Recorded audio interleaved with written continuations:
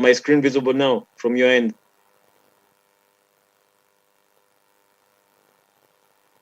Chair? Sorry, I couldn't hear you. Please repeat.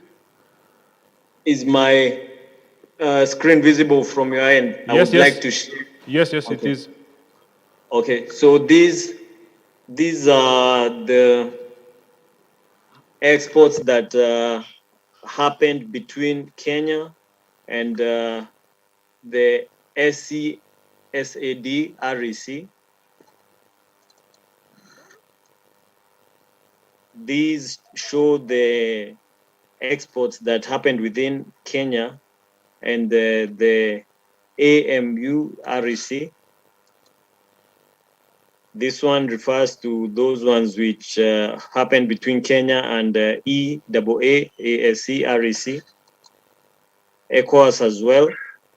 But I say that to say this information is, it should have been further processed to show, say, what is also fashionable to import from, say, the west side of Africa to the east, and that would offer then better insights on how best we should trade with each other, and whether this differential and preferential trade agreements should be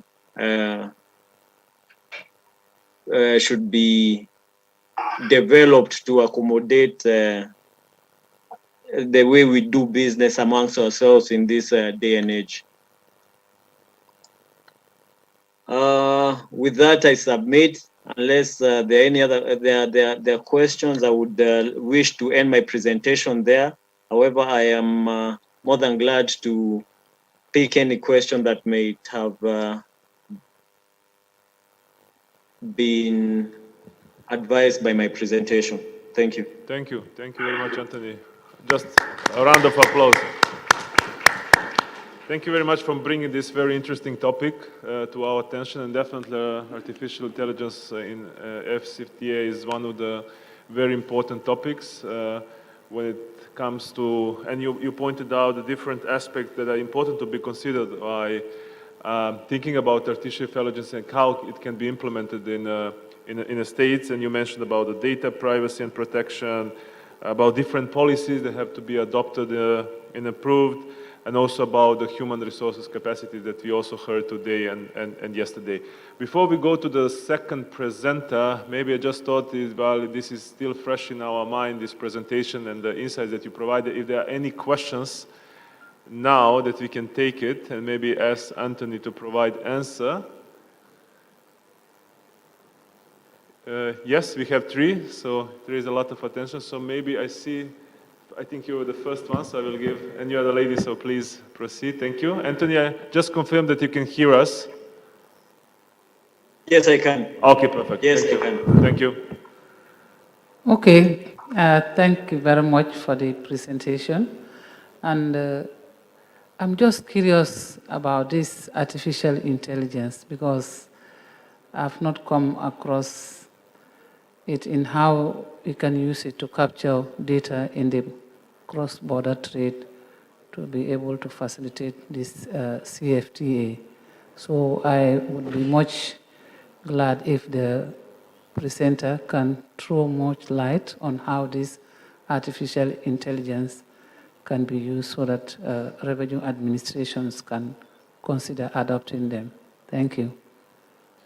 Thank you very much. I would suggest that we collect the questions first, and then Anthony, you can respond to all of them. Thank you. Please. We have on the right side. Thank you.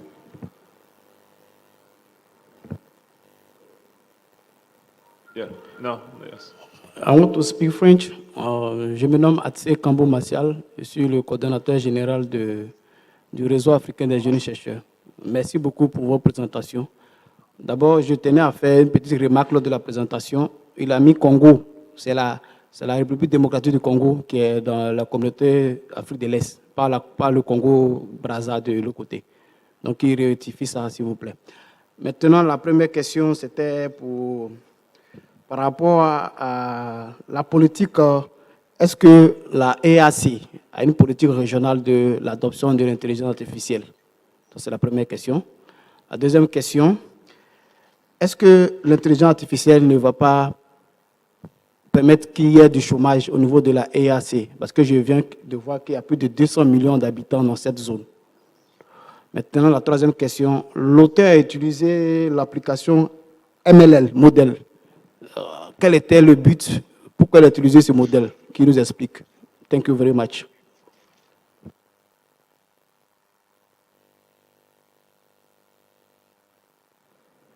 Thank you very much, and we can take one more question before we ask Anthony to reply. All right, thanks. So my name is Abdul Malik, and I work with the Institute for Fiscal Studies in the UK. I mean, I have a couple of comments to make. By the way, thanks to the presenter for making time to join us and for taking us to what he's done on this particular issue. I'm a bit lost. I mean, I couldn't really understand how the presenter went about addressing the objective that he set for himself, right? So, I mean, he did ask the question of what is the effect of technology, of AI technology on the REC, and then how can AI be merged and implemented to advance prosperity in the REC? So, in the finance, I mean, just before the finance, I was expecting the presenter to, I mean, tell us how he's going to execute that by way of the methodology. I mean, you make mention about the fact that you're using data from Kenya and you're concentrating on exports and what have you. How are you executing this project? In terms of the methodology, that is very important, which I didn't see. More crucially, there was no findings. I mean, I didn't see any findings from the presentation, right? And then I saw a bunch of recommendations, you know, following thereafter. And I was asking myself, where from these recommendations, right? So I think that the presenter would have to take a step back. And if indeed he's already put together this paper and he's missed some of these things, I think he needs to go back and try to bring some of these things out more clearly so that when people read it, they can be able to make sense of whatever he's doing. Thank you. Thank you very much. These are very interesting questions and also a very challenging one. So Anthony, before we take another question, I will just give floor to Anthony to respond to them. Anthony, the floor is yours. Thank you.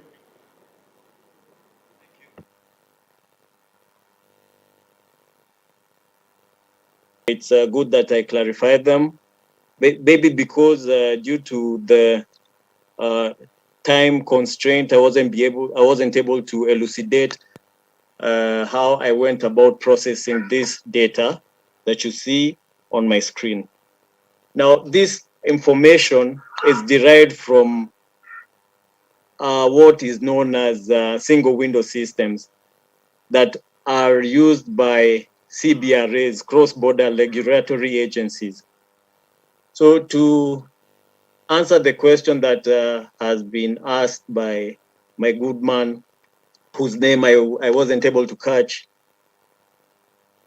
this information normally has its output in form of, say, CSV or PDF, which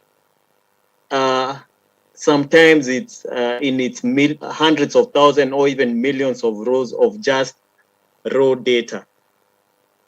So say, for example, if you're trying to understand exports from your country for just 1 month or just a week, you might be able to derive, maybe at best, come to conclusions that are not quantifiable as if you were to, say, analyze that data for a longer period of time.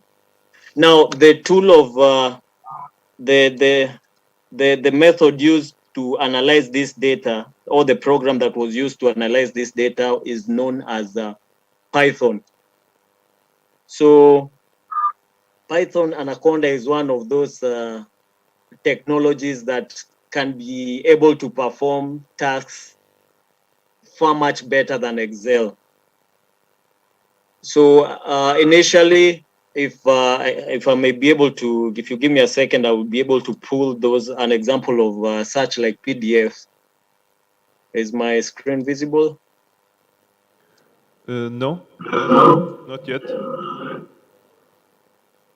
Okay, I'm trying to just pull one of this. Okay, here we go. How about now? No, still nothing. Share screen. Oh, okay. How about now? Just a second. Yes, I can see it in Zoom, but we can't see it here in the room. Just a second.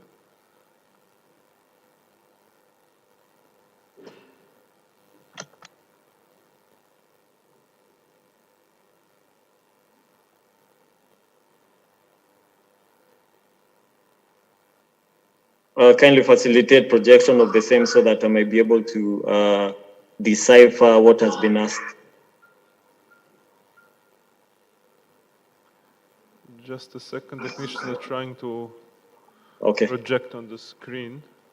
And in the meantime, maybe you can just increase because the table is very small. Yeah, now we can.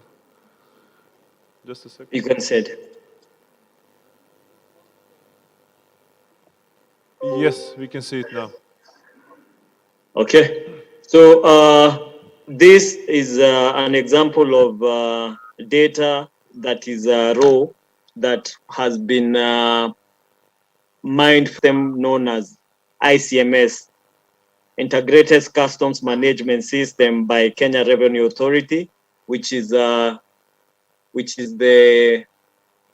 so far say I'd say top use the customs border control management system in Kenya. So the transaction under scrutiny are exports. Exports. These are direct exports, and this is from a period of just 1 month. This was from the 1st of April 2020 to the 30th of April 2020. And what is under scrutiny is for a period of 2.5 years, from 2019 to 2020. 2019, why? Because that's when the system was being deployed, to there about 2021. I'll show you in a minute from my presentation. And what then the system is able to capture is the date, how the status of that declaration, the HS code, the country of destination, a lot, the value, the number of packages and the amount, and how far the declaration is being processed. Now, artificial intelligence comes in where, you see, at first it's able to see this information, but you're not able to get meaningful insights from it. This information was then rendered into a CSV file through a program by the name Python Anaconda, which was then able to sieve, or to just how do I say this? Give account to, say, for example, this transaction was going to this particular country. This transaction was either going to a country in Europe, or a country within Africa, or a country. So artificial intelligence would be then useful, say, for DCBRAs, because you see, it doesn't end with customs. There's immigration, there's the other logistical agencies that are involved in cross-border trade. When we should, the study advocates for adoption of gathering that information, not just by a single country, but by partner states, and then be able to, say, give guidance to on how to improve cross-border trade, as it were. So, for example, this Kenyan trade, this is let me just pull Africa because we are African. We're in Africa. Where is Kenya to Africa? This is Kenya to the ECAS REC. So the REC, the EAS REC comprises of these countries below here, which is AO. So say, for example, it shows for the period under review, these transactions went to say 32% went to RW, which should be, I think, Rwanda. Correct me if I'm wrong. It shows the value, the transactions in terms of value, amount, and packages. Further analysis of this data should be captured to then advise what these particular transactions are. Say whether they are wholly manufactured goods or wholly originating goods, or whether there are policies which might have been barring trade amongst these RECs. So I hope I am clear on why artificial intelligence is useful. Artificial intelligence in this case was used to analyze data that was quantitative as opposed to qualitative. Thank you very much, Anthony. If you can also address the question in terms of the potential negative effect on the employment rate that was raised by one of the delegates in the room, and then we can close this. Ruth, I haven't forgot your hand, but we need to go to another presentation soon after. I'm going to ask you to pose the question. So, Anthony, please answer this question quickly that we can move to another presentation. Thank you.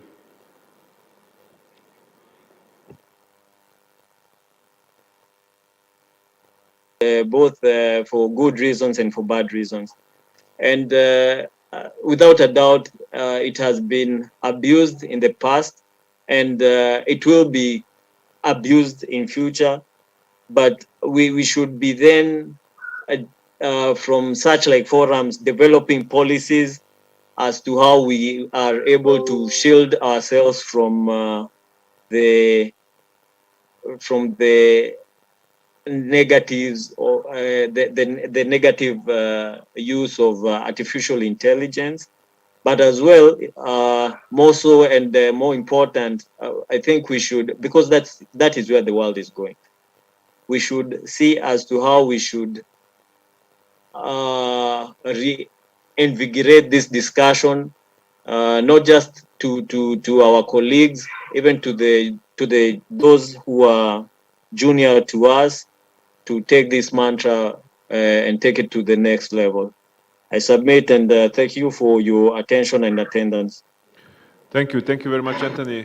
Please give the round of applause to Anthony and the very interesting presentation. So Anthony, please stay with us, and then after the all presentations, maybe there are going to be some additional questions that you would address. Thank you once again. Now we are moving to the second presenter, Mr. Oyebola Okumbunge, that he wrote a paper together with Fabrizio Santoro on increasing tax collection in African countries, the role of information technology. So we are actually moving to a slightly different topic. So the focus is going to be on the, how to improve the efficiency of the revenue administration by using the information technology. Again, here we have the same very important word, the IT, that also Anthony presented, but now we're going to see from the perspective of the revenue administration how this can help and improve tax administration in improving their efficiency. So, Mr. Oyebola, can you hear us?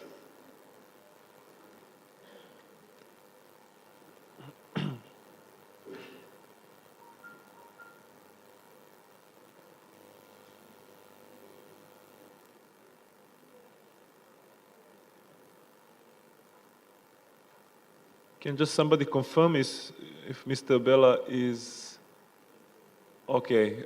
It seems that he's facing some internet network issues, so we will need to move to another presenter. but we will not forget this topic. So I hope that the internet issue is going to be resolved after the second presenter. So we will move to another presenter, Abiodun Abegoye. The topic of the paper is regional economic integration and fiscal outcomes, evidence from West Africa. This study provides policymakers and stakeholders with a clear and credible information on the content of the provisions of the African Continental Free Trade Area Agreement. This agreement contains an excess of rules relating to the facilitation of intra-African trade. So from this perspective, to ask about the fiscal impact of the provision of agreement for the establishment of the AfCFTA on countries' revenue and implication that it has on the budget and on development projects. So I would like to invite the presenter, Abiodun Abegoye, to share the screen and to present. Please stick to the 15 minutes of the presentation. Thank you.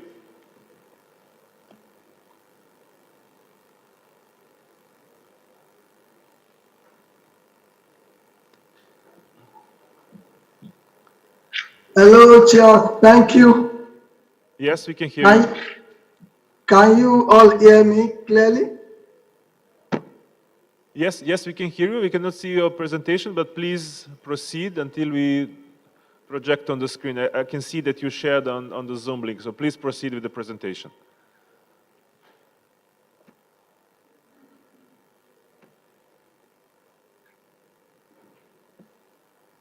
Is it being shown? Yes, now we can see it. Now we can see it. Please start. Thank you. Thank you. Thank you. Yeah, from Nigeria, good afternoon to everyone in Ghana and everyone listening to us all over the world. I'm presenting a paper co-written by Tolulope Fashakin, Opeyemi Aromolaran, and myself. We are interested in seeing what has ECOWAS from macroeconomic perspective. We are trying to answer a question to see the effects that regional economic integration, such as the one in ECOWAS, what the effects have been on macroeconomic variables, such as the fiscal ones, fiscal outcomes, the public debt, fiscal deficit, and in a very concise way, the fiscal balance across the countries of West Africa. And in this study, we have also included other key macro variables such as inflation, just to see, and even economic growth. Because we understand that countries all over the world have political and economic reasons that they have put together to form regional economic blocks. It has both economic and economic motivations and possibly advantages. And ECOWAS has been since the 70s. We've seen various effects on the economies. Cross-border trade has increased. Movement of people across the region has increased. And other protocols have actually enabled trade among countries in West Africa. And we understand that integration of these economics will, of course, influence domestic performances across the economies. So the paper we have submitted is trying to examine critically fiscal effects in which revenue is a component, and of course expenditure. So our interest is to see the fiscal effect of ECOWAS in West Africa. Now, the key academic gap or research gap that we found is as at the time the paper was being prepared, we have scanty studies across African economies. that by way of macro tools, macro interest, that provide evidence with which policy makers can actually speak to the challenges to fiscal macro variables within West Africa in particular, and the effects to which economic integrations may have brought. And we found that despite the importance of seeing what integration will achieve, as we have seen, we may have found in the European Union and some other countries of the world. For West Africa, there is limited or very few studies that we can lay our hands on. And that critical gap is of interest to us. And also by way of methodological contribution, we also understand that the countries within West Africa and of course Africa and countries of the world depend on one another via trade, via financing, via movement of people. So the study also accounts for the cross-sectional dependency of these countries to be able to bring out or identify the specific effects of integration. Now, just to provide a brief what I've alluded to, for the East African Community EAC, we have a study by M.K. Murunki and Kosimbe, 2015, as far back as 2015. Barrow also provided a growth model that has been guiding studying regional integration. Also, for the East African, southeastern side of Asia, we have a study by Bong and Primaritime, 2018. And they have different findings being reported. But as I've emphasized, for the African economies, you can't find substantial body of knowledge in the literature that can speak to what integration, whether we are looking at EAC or at the SADC region or even West Africa, so scanty, and we are trying to close this gap. We also see that Yancy, Bayema, and Bale 2016 also produced a report for the African economy, and the result is clear that revenue can actually be affected by economic integration. But this is subject to the quality of institutions. This is the key paper that's actually provided insight for our own study for West Africa.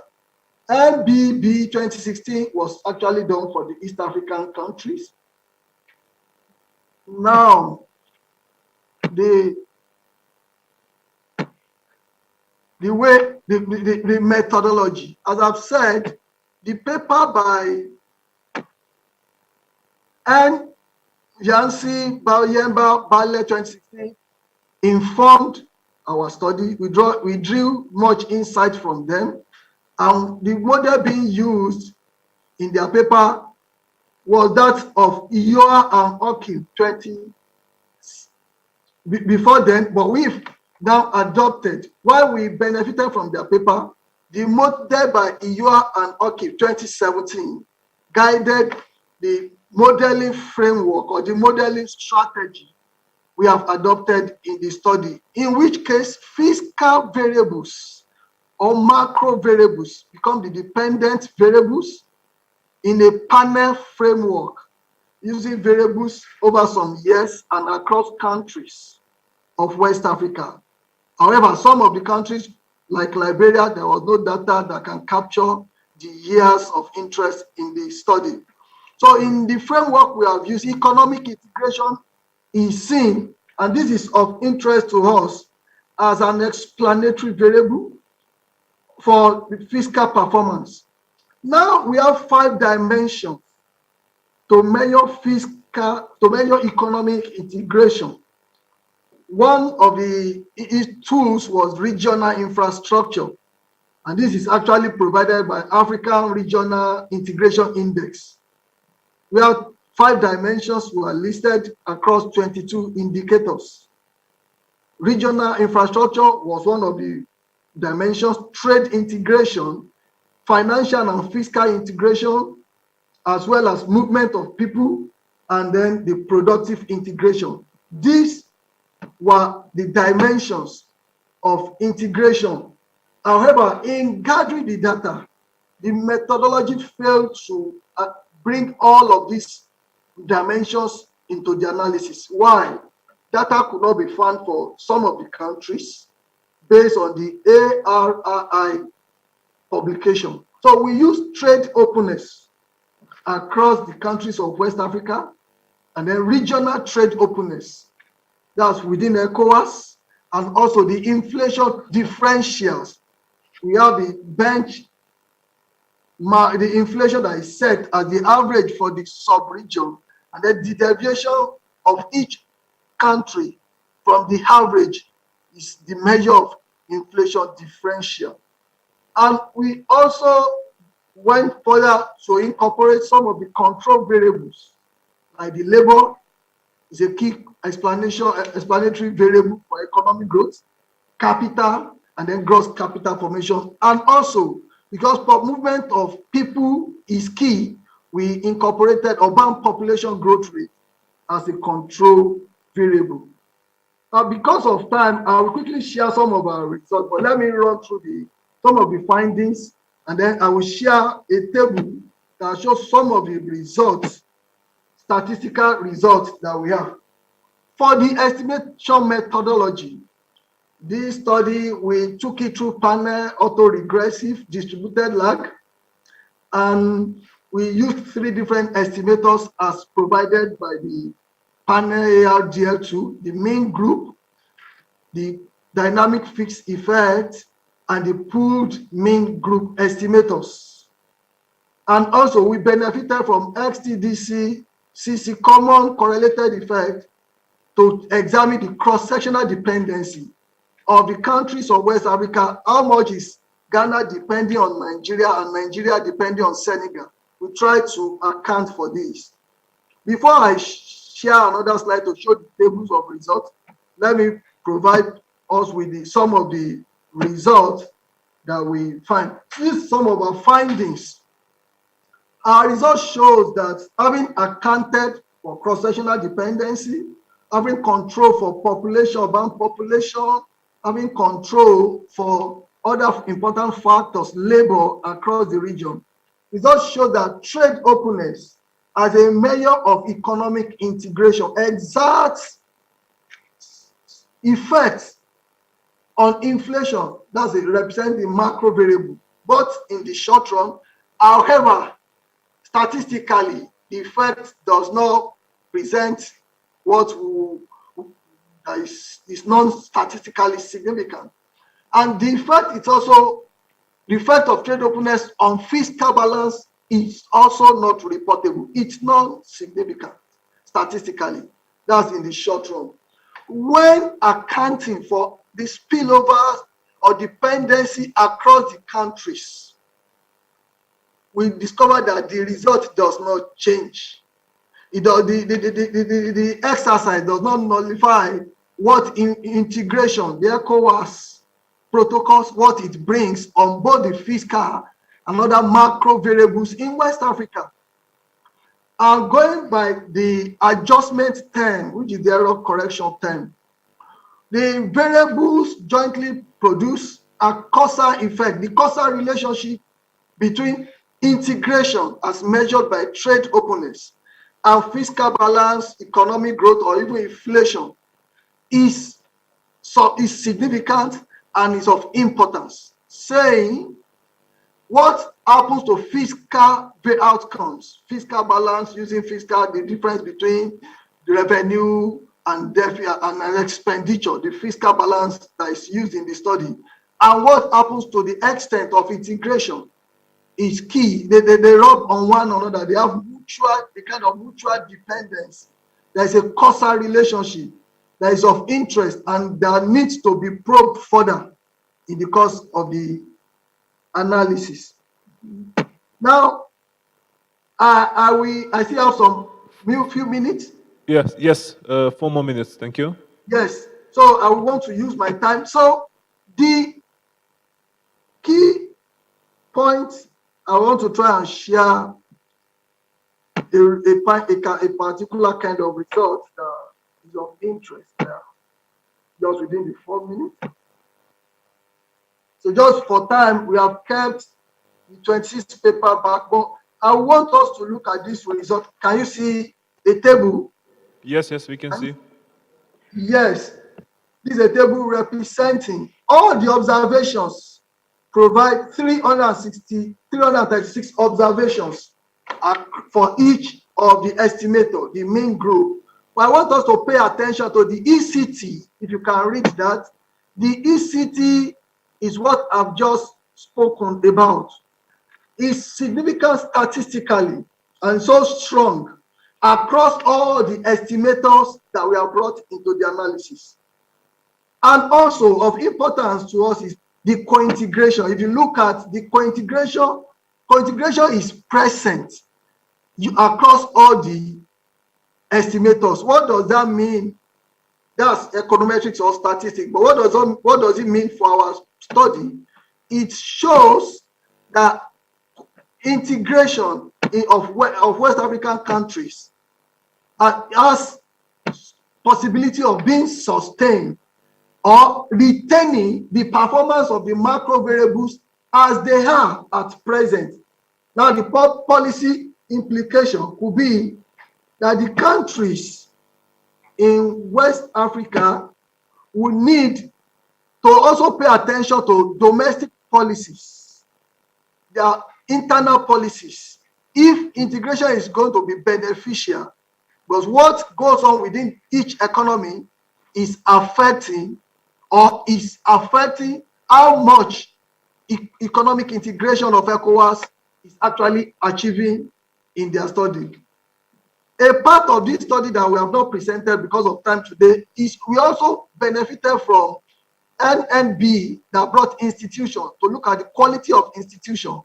That has not been included in our presentation, but is the second side of the paper that finds that institution, depending on the measure of the institution, is a key component of explaining how much ECOWAS has actually affected each of the countries in West Africa. In conclusion, this study measures trade openness, uses trade openness as a measure of economic integration. We have left political integration out of our analysis for the sake of data, as at the time of doing the analysis, and we've seen that fiscal outcomes or performance has been affected by trade openness or by ECOWAS integration. A number of cautions what will be highlighted for this paper, for this policy or conclusion to be interpreted. Political integration has not been brought into the analysis.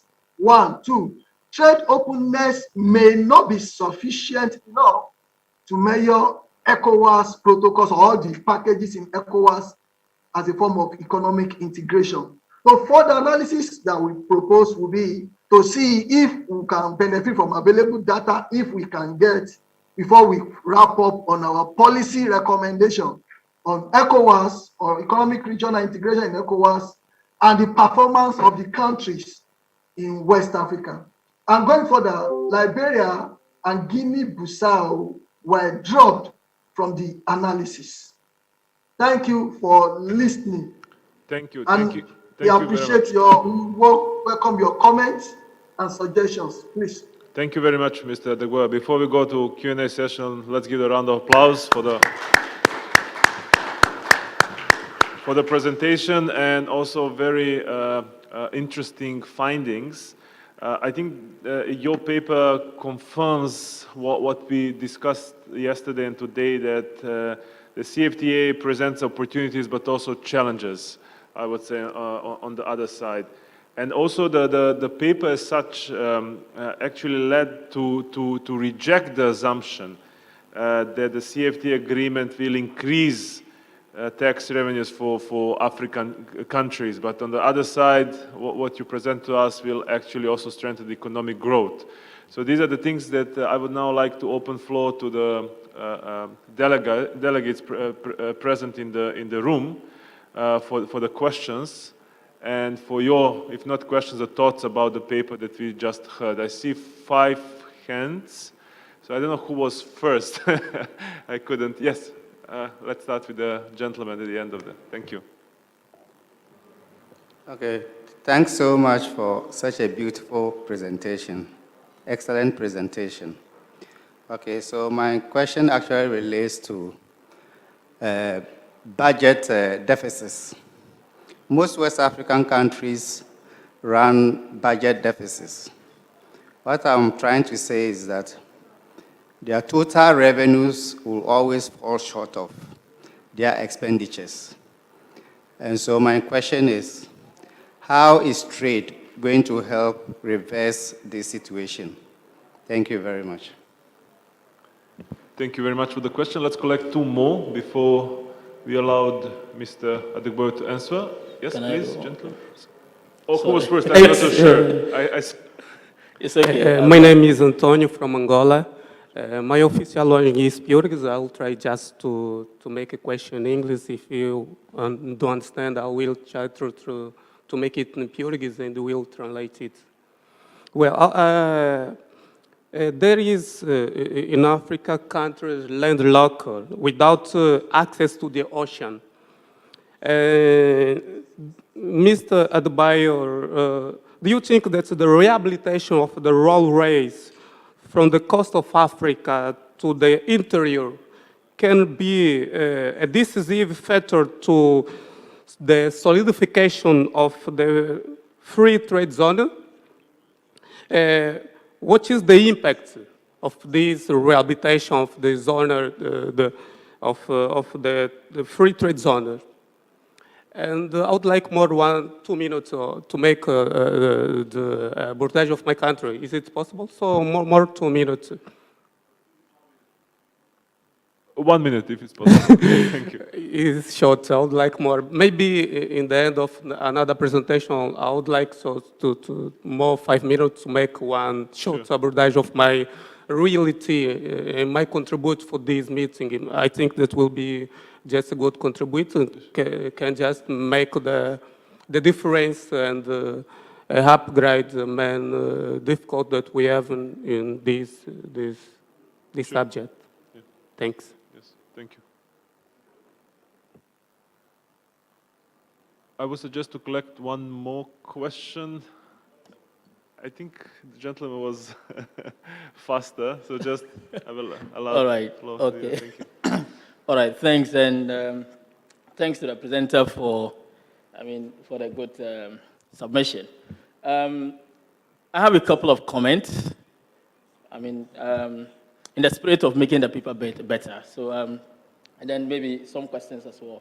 So, first, every paper is judged on the basis of the extent to which it addresses the questions set in the paper. So, I always take it from the research question that is posed, or the goal of the paper. And in this paper, the key goal was to examine the fiscal effects of ECOWAS in West Africa. So in terms of method, I realized the author said that he was sorting to use data or information on trade openness. Now the question I have is, how is trade openness measured? Is it limited to just openness to trade, happening within the ECOWAS region? Or is just trade openness covering other, other transactions across? Including non-ECOWAS territories in that framework. So that is the question to him. I do have, in terms of the framing of the conceptualization of the issue by way of the economic framework. So he had fiscal performance as a function of integration plus other variables. Now, I realize if you use growth, for instance, there are a bunch of covariates. If if you read growth papers, you will see a lot of factors that should explain growth. And so it will be interesting if the author can go beyond the few variables that he's included to throw in most of the other coverages that we've seen in the literature to be impacting growth, and also for inflation, as well as fiscal deficit. I mean, for these variables, it will be important to know the extent to which variables other than trade influence them. And you will see that most of these things are changing due to changes in local factors and not necessarily trade. So if you look at inflation, for instance, I mean, if there's a switch in certain issues within the local economy, you can have issues with, inflation, you can have issues with growth and all that. And also issues of government policy and all that. Those are very important. Now, I have a couple of issues in terms of how he tried to interpret the results. First, on the ECT coefficient. The ECT coefficient really tells us the extent to which we're moving from short term or short run to long run, whether there's convergence or there's divergence. And then I realized he quickly tried to relate that to economic integration and all that. That's quite misapplied, so he needs to think a bit more about that. Then, in terms of co-integration, for presentations like this, it will be important to highlight what is the level of integration of all the variables that is thrown into the model. Let's know that first. Once you know that, then we can be able to tell the story of whether we should be looking for using an ARDF framework, or we should do a simple panel data estimation, which could be dependent on just OLS. So we need to know that. And more crucially, the presentation should actually start with a presentation of summary statistics. Right? It should start with a presentation of summary statistics. Let's know what the baseline values are. And as that will give us a very important information as to, about the effects that we're seeing.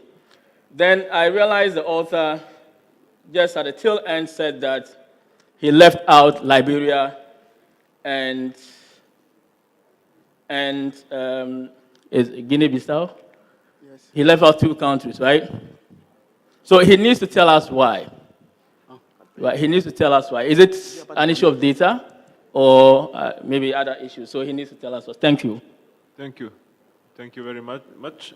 I would first like to give a chance, Mr. Legoy, to answer the questions, because there are a lot of questions, also with regard to the methodology of the paper as such that was posed by the last delegate, but also the questions about the budget deficit and also the impact of free trade. So I would like first, and then because we are running out of time, maybe after the whole presentations, I will give floor to you. I haven't forgot. Chair, let me just add one thing on. But please, quickly, because we really, yes, the very last one, please. Yeah, just to help him, refine the work. So in terms of controlling for labor, he used urban population growth. Why don't we look at the youth population, right? Right? Not urban population growth. Use the youth population, right? That people age between, say, 24 and maybe 40 or whatever. That could be, I see that as a more useful proxy than just the urban population growth. Thank you very much for this. Let's give a chance to the board to reply. Maybe there was a lack of data. Maybe there was no enough data to include in the analysis. So, Mr. Degboyo, the floor is yours. Thank you. Yes, Dr. Alex. How many minutes do I have to respond to the questions? That's a really good question. I would say for all these questions, I would give you 7 minutes. Thank you. Thank you. Thank you, the audience. Excellent questions from the beginning. I've written about 7 questions. I'm grateful for all the comments, questions, and the insights. By way of providing feedback, let me take it. Liberia and Guinea-Bissau were dropped due to the data non-available for some period for Liberia, the Civil War period. And then, after we have compiled the data, some key variables got near zeros. You know, trade openness were actually among the countries in West Africa. Within the sub-region, it was openness, the trade, the export, import within among the countries. That's what we utilized. We left out the ones for Europe, countries outside West Africa. At the end of the day, you will find that we have so minimal. By the time you convert export as a percentage of GDP, some close to zero, very 0.0000. In such case, we had to drop the two countries because we not produce meaningful analysis. That's one. So we face serious data limitation. And also, it was due to limitation of data that we couldn't bring regional infrastructure, which is actually noted by African Regional Integration Index. It's being measured as a dimension. But if you go, you will not see for each year. So the data becomes scanty. As of last year, the data were compiled, or as at the time of analysis. That will, if we have data for regional infrastructure, that will help to answer the question of the countries that seem to be landlocked, like Mali, or countries that are not bordered by Atlantic Ocean. Maybe Mali, maybe Burkina Faso. Maybe there will be more integration or trade exchanges if our road or rail infrastructure is upped from the current state. So I agree with the person asking the question. Regional infrastructure development may, as a matter of fact, impact the economics of the region if we can get a good measure, an index. But that was not factored into our analysis. We noted it, we saw it, but data could not support further utilization of the dimension. And on our trade, our results shows that trade openness is important, whether within countries of West Africa and the ones we are discussing across Africa. Trade, our study is suggesting trade will be important, but whether it's going to be to improve or enhance welfare or fiscal variables, revenue, or tax collection, or tax revenue or non-tax revenue, depends some other factors. And we have mentioned earlier, institution will be key to see what advantages each country derives from being open. And the question on youth population, I appreciate that we use labor force. Labor is captured in the study. And again, we have urban population growth. But the insight being given that youth population may actually provide additional experience. That could also be factored into our analysis and see whether the sensitivity is substantial or maybe a kind of robustness to the analysis we have done so far. One more point from me that I want to contribute is our study we recognize is a partial equilibrium analysis. It may not be able to speak to other dimensions of macro fiscal or macroeconomic performance within the sub-region. We have followed through integration being measured by openness and what has happened to economic growth, fiscal balance, and the rest. Therefore, further researchers, listeners, or once our paper is published, somebody can pick the paper up and then take it further to doing a general equilibrium analysis. Maybe they have a different result or a more insightful results or findings from a study that engages general equilibrium. This could be from DSG, CGE perspective, depending on the competence of whosoever is interested in such a study. Fiscal deficit, in conclusion, fiscal deficit may be on the increase. Trade affects fiscal variables, both revenue and expenditure. It now depends on domestic policies, including institutions and perhaps political tools to know how much a country or how fair the position a nation or an economy that is integrated, such as in ECOWAS, may end up being. So I'm grateful. I'm glad to receive all your comments, and I've actually taken note of all of them. Thank you, Dr. the Chair. I'm grateful for your comment and your permission. Thank you. Thank you very much. And definitely, yeah, this will help you to improve the paper and to include all these variables. And but of course, availability of data is always that we as researchers are struggling from time to time. So this is why we have to exclude some of the countries, as you mentioned, some of the variables that are very important. So we also have to make a balance, of course, not to compromise the results and the quality of the findings. I will give floor to you. We still have enough time, as I received the message that still another presenter hasn't sorted out his internet connection, so please proceed.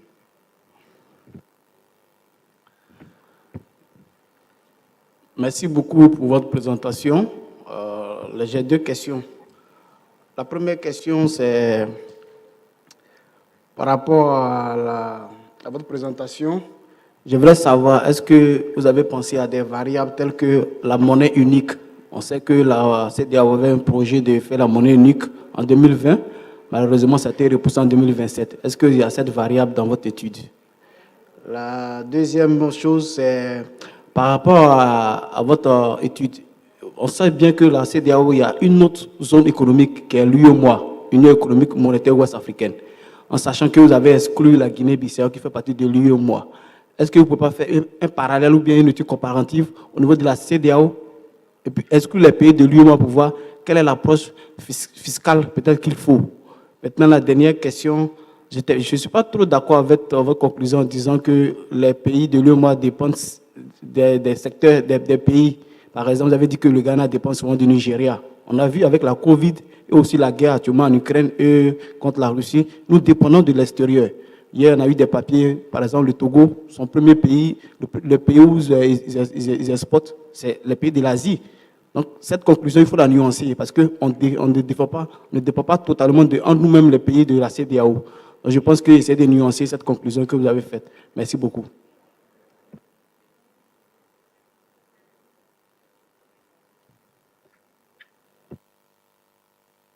Thank you very much for the questions. Mr. Okun. Yeah. Can you hear me? Yes?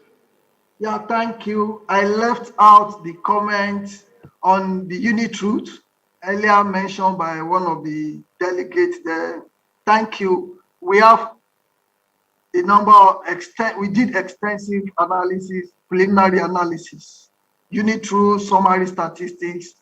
I was considering the time, given that I'll be presenting virtually, so I can communicate the result and findings, being that we have policymakers and researchers there. So we did extensive unit route results. We did that of summary statistics, and we actually consider all the preliminary facts that allow us whether we should move ahead with panel deal or not. So thank you for that. Now, the single currency was not factored into our analysis as we speak. That has not really been one of our key variables. So maybe, as you have mentioned to us, it's noted, maybe exchange currency, the rate of the relationship between each currency across these countries and US dollar. We'll try and see if we can capture what foreign exchange will do.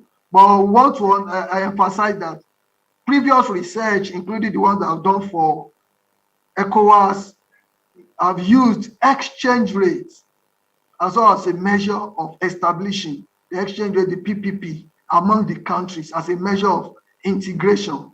So we deviated from that and dropped that as a measure of integration in this study. So you can find a number of studies online that used the exchange rate, the PPT of exchange rate among the countries to measure integration.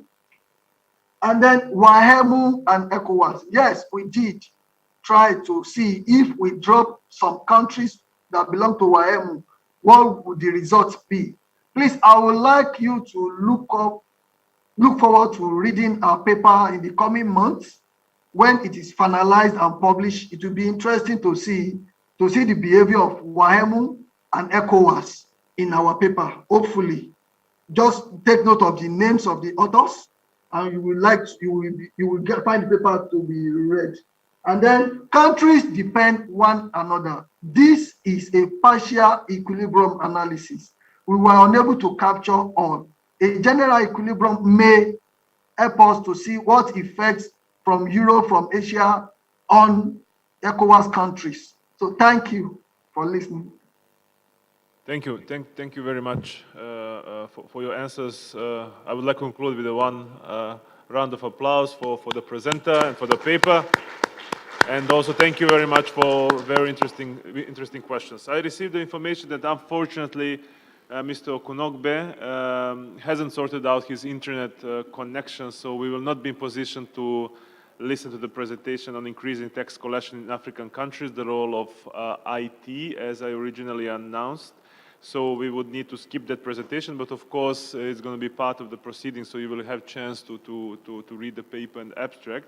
And the last presentation for today will be recording. Unfortunately, we will not be in position to listen to the presenter, and it will be for Marie-Lucie Arend. The paper is African Continental Free Trade Area, Multilateral Tax Dispute Court. I know this has brought a lot of attention to the many delegates and asking about the topic.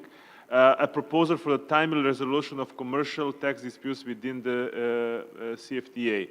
So, yes, the presentation is ready. Great. Thank you. Good morning, good afternoon, good evening, depending on what time zone you're listening in from.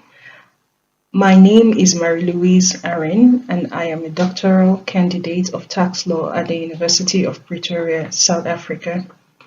Before I go ahead with my presentation, I would like to thank the organizers of this conference for giving me the opportunity to present my paper today at such an important conference on trade and tax in the African Continental Free Trade Area. Also, I would like to give my apologies for my absence. This is due to unforeseen circumstances beyond my control. I do hope, however, that my presentation would make up for my physical absence. Thank you. Without further ado, I would go ahead with the presentation. And the title of my presentation is the African Continental Free Trade Area, Multilateral Tax Dispute Court, a proposal for timely resolution of commercial tax disputes within the African Continental Free Trade Area.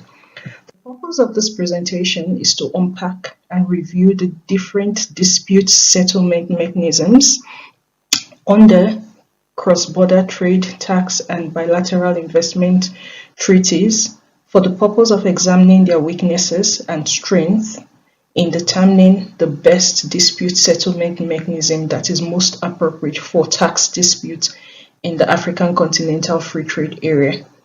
In unpacking this presentation, I will be providing a context that will serve as the background, which contains the problem and the major question. I would also analyze the dispute settlement mechanisms in tax, trade, and investment agreements, present my findings, and provide recommendation and conclude. A free trade area arises from the operation of Article 24.5 of the General Agreement on Tariffs and Trade, a WTO, that is World Trade Organization agreement, that aims to reduce trade barrier and reduce trade discrimination among countries for the purpose of fostering international trade. The WTO agreement is based on two very core principles, which is the most favored nation and the national treatment principle, which practically ensures that trade barriers are not used to prevent international trade, obstruct international trade, and to ensure countries trade among each other with very little barriers as possible. However, Article 24, sub 5 of the GATT provides an exception to these two core principles, which comes under regional arrangement, and the free trade area is one of those regional arrangements. So the African Continental Free Trade Area is one of the exceptions to the WTO principles, and it connects 1.3 billion people with a combined GDP of 3.4 trillion. So its aim, like all WTO agreements, is to reduce trade barriers to foster international trade. However, because of to foster international trade, because of Africa's currently dismal contribution to international trade and intra-African trade. Currently, Africa's contribution to trade, international trade, is less than 4%, precisely 3%, and this is compared to the contribution of other continents like Asia, which is at 40%, and the European Union, which is at 16%. So it is hoped that the African free trade would help to promote intra-African trade and contribute to global trade. Therefore, as a result of trading in the system, definitely commercial disputes would be inescapable. So due to the multilateral structure of the African Continental Free Trade trading system, domestic resolution or domestic remedies used for resolving trade disputes and tax disputes also would not be very feasible. So this gives an opportunity for a sound and reliant dispute settlement mechanism to be created or used in order to ensure stability of the African Free Trade Area, maintain trade relations, and ensure predictability within the system.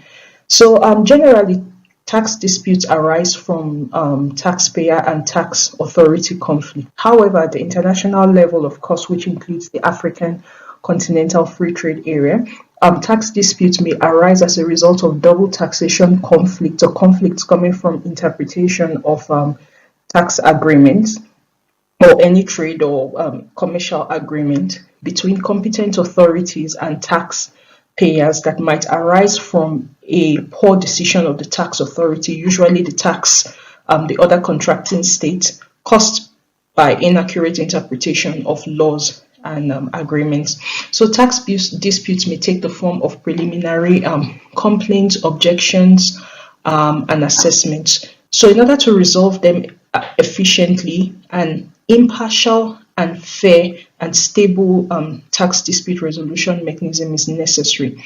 The big question arises, are the dispute resolution mechanisms found in trade, investment, and tax agreements sufficient to resolve tax dispute? Well, we'll find out. So we'll look at tax dispute resolution in double tax agreements, which usually go by way of mutual agreement procedures, MAPs, and tax arbitration. So a mutual agreement procedure is a state-to-state, non-binding, non-compulsory dispute resolution mechanism created to help states reach a consensus on tax disputes that arise from the complaint of a taxpayer. So the mutual agreement procedure is also used to reach a consensus, or is used by competent authorities of state to consult with each other regarding interpretational issues that are in tax agreements or tax laws. So in that way, through consultation, it works as a form of dispute prevention. It's also an alternative to unilateral measure. So the taxpayer brings a complaint to the tax authority, who tries to resolve the conflict.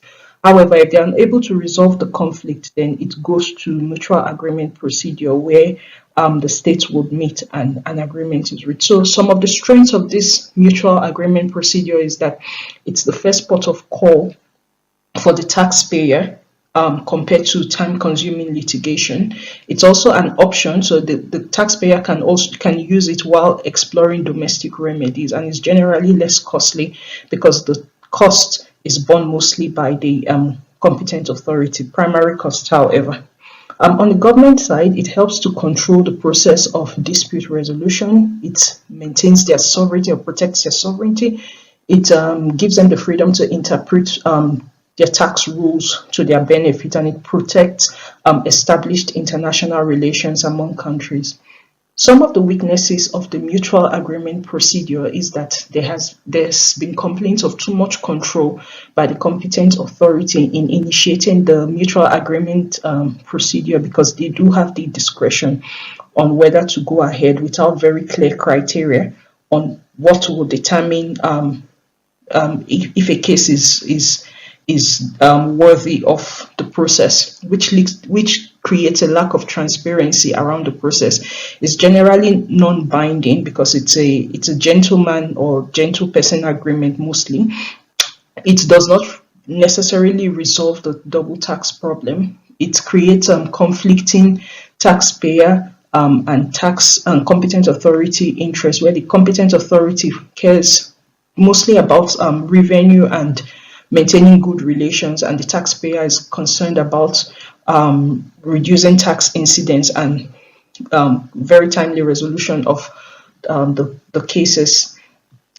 So in tax arbitration, it functions generally as every other form of arbitration, but the difference here is that the tax arbitration works as an optional appellate system of sorts to the MAP procedure where it fails. However, with the OECD new pillars, particularly the pillar 1 that introduces mandatory and elective binding arbitration, the possibility of arbitration being optional is becoming less and less feasible. However, it's dependent on if states accept the agreement or not. The arbitration works like every other form of arbitration, where the parties to the disagreement, which is the competent authorities, will choose arbitrators to arbitrate on the matter, and whatever decision is reached, then it's communicated to the taxpayer, and the taxpayer decides whether that decision is going to be accepted or not. So the strength of the tax arbitration is that it reassures the investor, the taxpayer, of the state's commitment to avoiding double taxation. It's a fairly transparent process, and it's legally binding once it's accepted. It's time efficient and time saving. On the government side, it acts as a signal for investment attraction, because it signals that the country is conducive for foreign investment, since it gives an assurance of political stability or legal stability and enforcement of rules, and it also gives the the state the opportunity, or ensures that the state does not come up with very frivolous tax assessment because of the binding nature of arbitration. Some of the weaknesses is that it may be weaponized or abused by taxpayers, because taxpayers might just decide not to accept mutual procedures because they feel like they might have an option with arbitration. It raises sovereignty issues for states who are quite reluctant in submitting to arbitration panel, particularly arbitration where the arbitrators are generally not from their region, or they are not very familiar to them, and the cost of judgment and all that goes with arbitration. It may not necessarily resolve the tax issue, and it's a quite complicated process.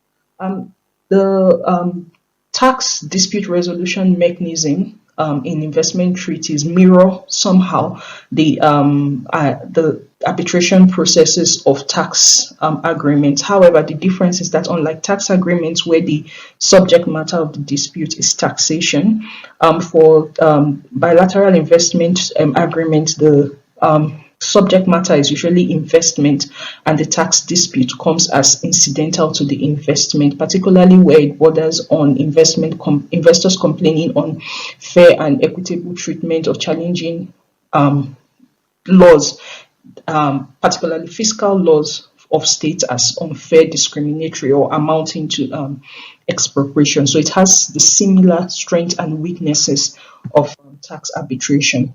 Under trade agreements, tax dispute resolution, like the investment treaty, is mostly incidental to trade. So the WTO has a dispute settlement body that aids rapid resolution of trade disputes. So usually it applies to all disputes brought under WTO agreement. But like I mentioned, it only looks at tax where tax is incidental to trade, particularly when tax acts as a barrier or is used as a barrier to trade. So the strength is that it has, when it first started, it was quite time efficient and saving. It's quite enforceable because the dispute settlement body can enforce its decision at the end of the day through trade sanctions. There's predictability within the system because the dispute settlement body maintains surveillance over the implementation of recommendations, and it has general support from WTO members, which gives it some form of legitimacy.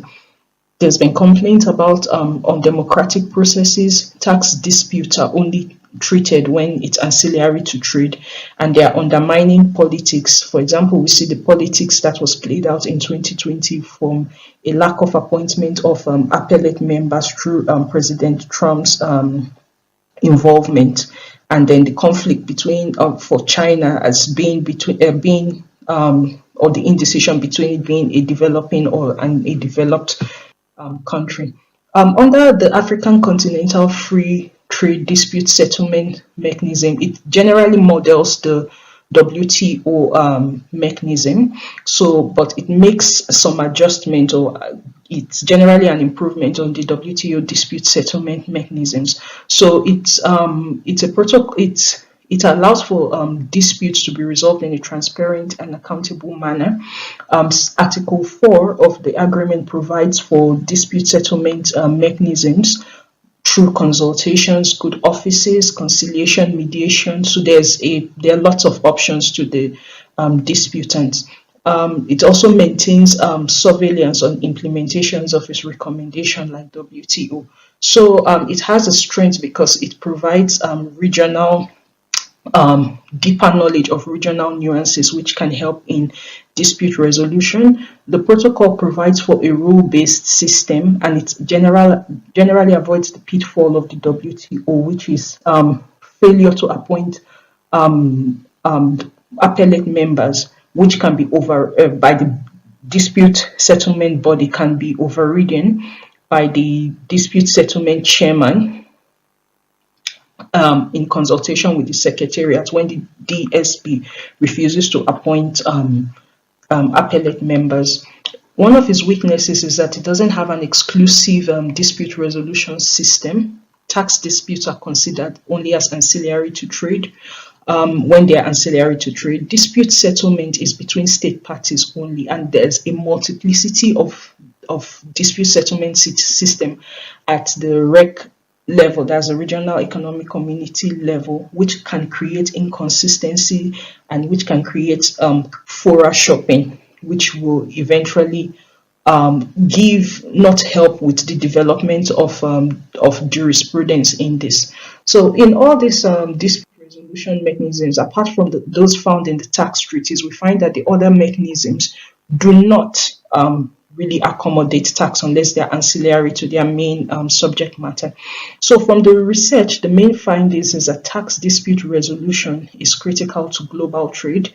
Effective and stable African tax dispute resolution system gives an opportunity of building foreign and domestic investment confidence in African dispute settlement system, particularly as the reforms in other dispute forums are quite slow.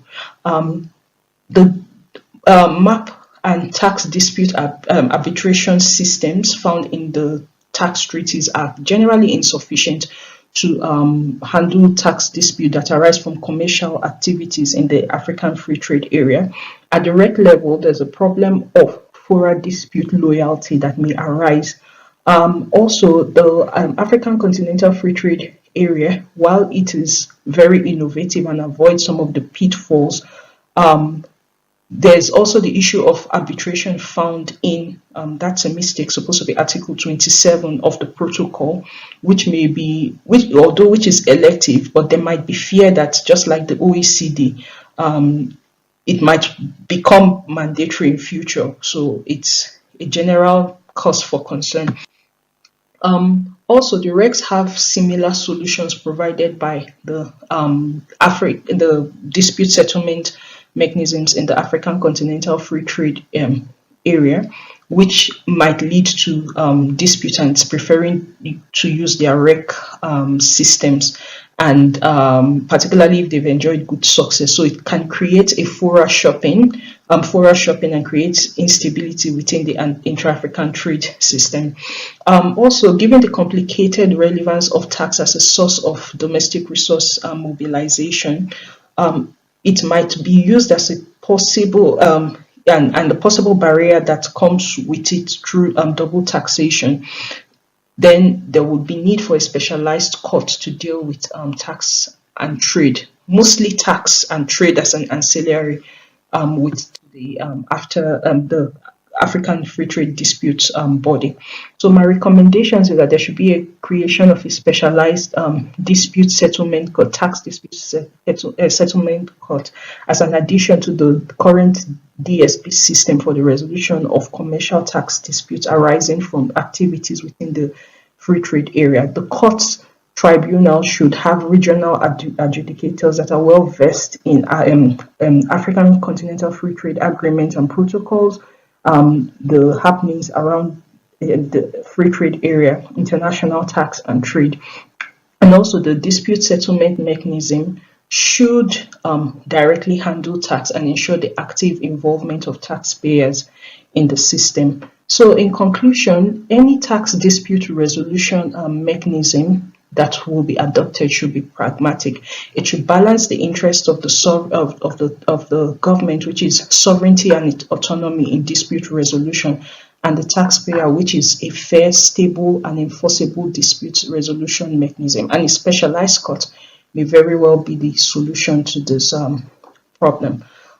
So I end my conclusion with a quote from the great Kwame Nkrumah, that action without thought is empty. Thought without action is blind. So in arriving at a proper solution for dispute resolution, it's good to provide actions or to think through actions and take actions that are pragmatic and will be useful to dispute resolution within the system, the trade system. Thank you very much for listening. And I look forward to questions, comment, feedback on the presentation, which I'll be very happy to listen to and respond to. Thank you. Thank you very much. Let's give a round of applause. Also, Marie-Lucie Arend shared the email address. So I hope you noted all your questions. So you will be encouraged to send the questions to Marie, and she confirmed that she's going to reply to all of your questions. Unfortunately, she is not live, so I can't invite her now. The question that you're going to potentially pose will not be answered. Also, for the colleague who really struggled with the internet connection, he's going to share the presentation of his paper. This is Ms. Okunogbe about the tax collection and the IT technologies, and also the email address is going to be shared that you can also ask the question. As we are really running out of time and we are behind the schedule, it's time for lunch. I know that you are all very hungry, but thank you very much for staying until now with us and for your patience. I haven't forgotten the colleague delegate from Angola and the input that he wanted to provide, so I would really encourage him to provide in writing that we can share with the rest of the delegates here. As you mentioned, that there are very important aspects that you wanted to share with all of us. By saying this, just to remind you to bring your coupon that you received for the lunch with you. Enjoy your lunch. Apologize again for running so late, and see you in the next session soon. Thank you so much.